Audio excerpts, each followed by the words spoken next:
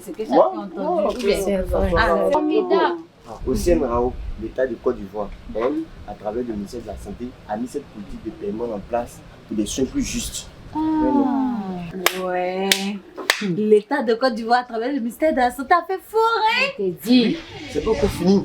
Même en 2022, à la cérémonie de lancement des activités d'Octobre Rose, le Premier ministre était là, la directrice avait parlé de ça. En 2023 encore, à la même cérémonie de lancement, son Excellence Madame la Première Dame, Madame Dominique Ouattara, ils ont parlé de ça encore. Tout est mélangé. C'est pas toujours du fait de recherche.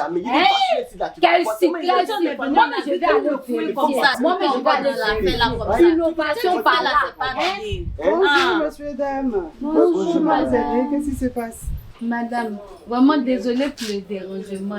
D'accord, il n'y a pas de problème. Ne vous en faites pas. Je vais vous accompagner vers un médecin. Il va donner plus d'informations. D'accord, madame. Répondre à toutes vos questions. D'accord, d'accord. Excusez-moi, venez.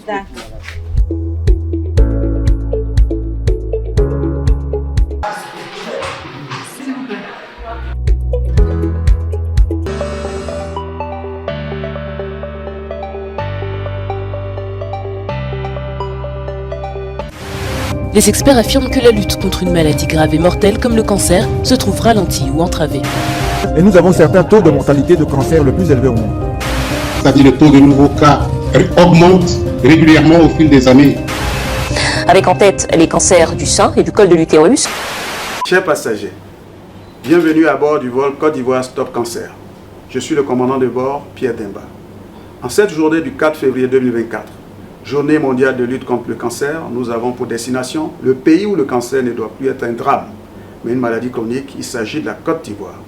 Chaque 48 heures, c'est-à-dire tous les 2 jours, le Centre national d'oncologie médicale et de radiothérapie, Alassane Ouattara, vous proposera des épisodes d'un film qui vous permettront de découvrir les actions de lutte contre le cancer mises en œuvre par l'État de Côte d'Ivoire à travers cet établissement public, ouvert à la population depuis 6 ans, pour des soins plus justes. Excellent vol à toutes et à tous. Vous ne devez plus avoir peur du cancer. Faites-vous dépister pour une prise en charge rapide et efficace. Vous n'aurez plus à effectuer de longs voyages dans des conditions souvent difficiles, avec les difficultés d'obtention de visa et ainsi de suite, pour aller vous soigner à l'extérieur. Vous pourrez donc vous soigner ici au pays, en Côte d'Ivoire. Bonjour, messieurs, dames. Bonjour. Veuillez vous asseoir, s'il vous plaît. Merci beaucoup.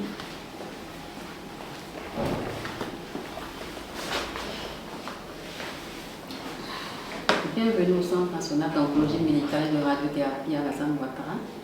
Qu'est-ce que je fais pour vous aujourd'hui? Il n'y a rien de grave. Nous, je dois visiter vos centres. Je dois expliquer à mes camarades ce que les centres font pour ces patients, pour des soins plus justes. Vu que c'est la journée mondiale de lutte contre le cancer, je dois expliquer les bienfaits, mais elle ne croit pas. Parce qu'on a préféré venir vous voir pour que vous puissiez éclaircir ma lanterne. D'accord.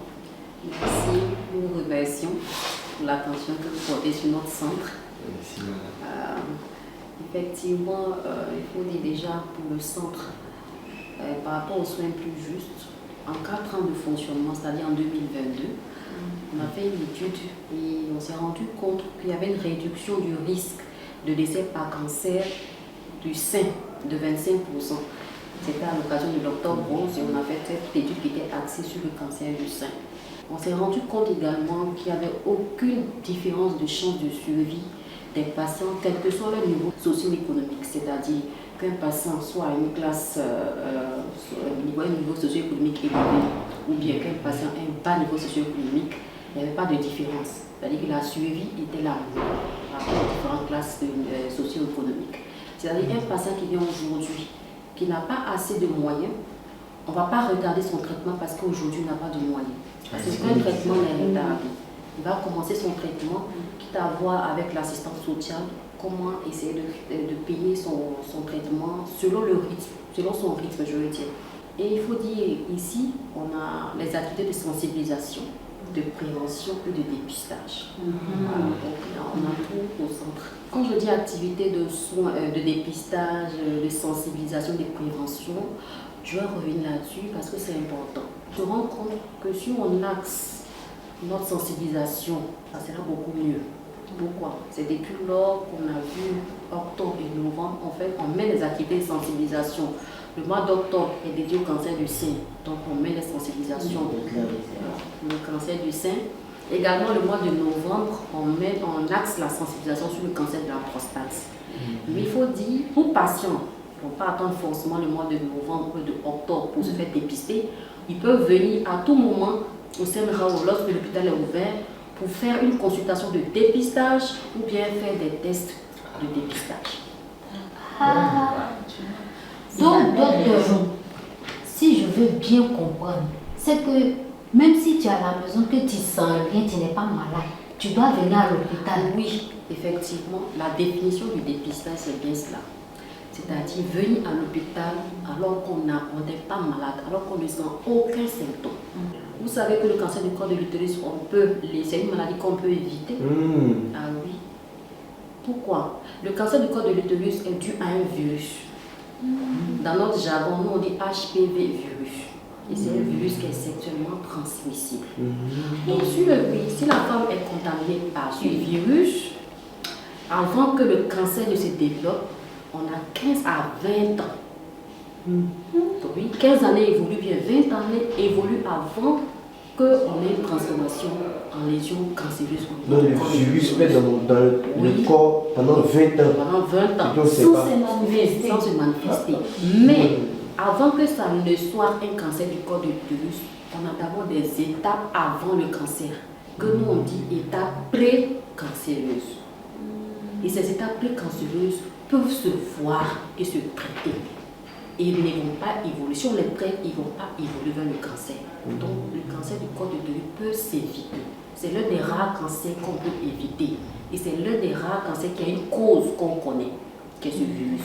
On a un nouveau test que l'OMS a mis en place. On appelle autotest HPV. C'est-à-dire quoi? La femme elle-même va prendre ce test-là pour faire elle-même son prélèvement et venir déposer. Ça, c'est une nouveauté dans le dépistage du cancer. C'est bien ça. Et oui, le CNRAO dispose de ce test. Il apparaît également pour pouvoir faire analyser le prélèvement. Le CNRAO également dispose de cet appareil. C'est une innovation. Et puis mieux encore, quand on vient déposer notre échantillon qu'on aura prélevé au niveau du col de l'utérus, que la femme aura fait son prélèvement, quand on vient déposer, vous savez, généralement les prélèvements, ça peut mettre du temps, peut-être 1 jour, 2 jours. Mais pour ce type d'appareil que le CNRAO dispose, en 1h30 maximum, on a le résultat. C'est déposé. On va vous remettre le test, on va vous expliquer comment faire le prélèvement. Vous faites votre prélèvement, vous venez déposer. Et quand vous déposez, vous ne partez pas à la maison, vous patientez. Mais où? Mieux, dans la cabine esthétique. Vous êtes là, on prend soin de vous, surtout les dames. Là-bas, c'est payant. C'est pas payant, c'est gratuit. Oui. Mais docteur, moi je veux comprendre quelque chose. C'est-à-dire, le test là, je suis à la maison. Et puis, vous me donnez, je m'en vais faire le prélèvement moi-même. Mais docteur, ça doit faire peur. Non, bien évidemment, ça ne fait pas peur. Ah bon? Oui, c'est des prélèvements qu'on va prendre le temps de vous expliquer. C'est des prélèvements qui sont très faciles à réaliser. Et on a 2 façons de résultat. Si ça sort négatif, c'est très bon. Ça veut dire que vous n'avez pas le virus. Puisqu'on sait que la cause, c'est le virus. Si vous n'avez pas le virus, c'est la cause de le cancer du col de l'utérus. Donc on vous dit, madame, on se revoit dans 3 ans. Dieu merci. Maintenant, si c'est positif, ça ne veut pas dire forcément que vous avez le cancer. C'est juste dit que le virus est dans votre organisme. Donc, qu'est-ce qu'on fait? On va faire d'autres tests pour voir est-ce que ces lésions des pré-cancers que les virus là ont donné là, est-ce que c'est présent? Donc, dans ce cas, on va faire d'autres tests. Et ça aussi, le CNRAO dispose de ces tests. Beaucoup ont peur. Quand ils entendent le cancer, même pour eux-mêmes, c'est déjà la mort. Alors que le cancer, qu'on le découvre tôt et qu'on le traite bien, on peut en guérir. Vous comprenez? On peut en guérir. Donc, si on peut en guérir, et puis on en guérit, et vous n'allez même pas dépenser beaucoup, si les traitements à ce stade-là sont moindres par rapport à des cancers qui sont évolués. Tout ce que vous avez dit là, c'est point. Mais le dépistage, ça doit être cher.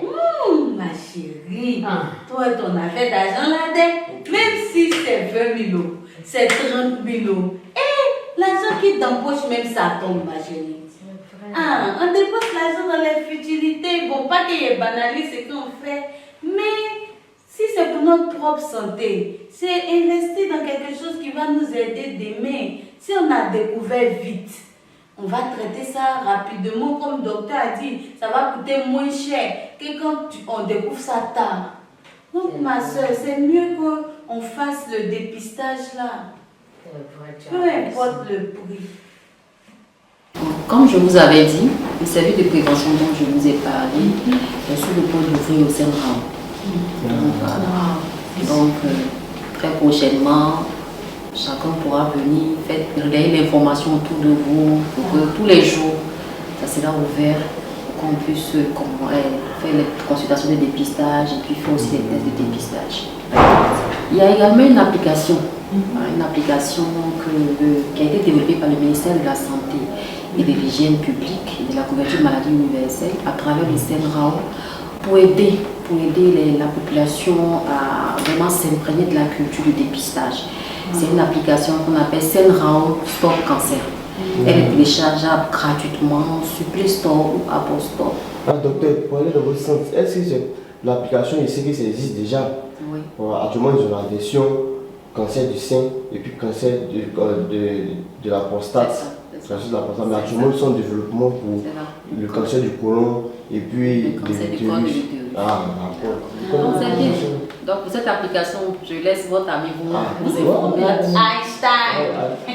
Je vais télécharger l'application. En tout cas, vous avez parlé de la culture du dépistage. C'est très bien.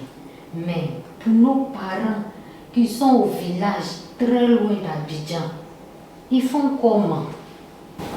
Ah oui, il faut dire que c'est en dehors du Centre national d'oncologie médicale et radiothérapie Alassane Ouattara, il y a d'autres sites de prévention, il y a d'autres sites de dépistage.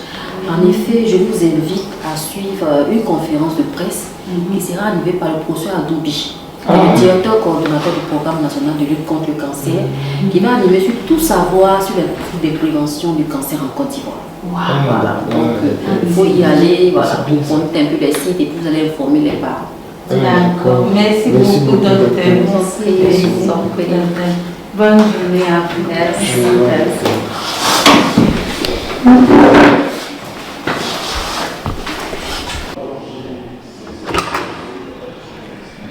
J'ai dit toi là, faut pas oublier, tu dois nous parler de l'éducation.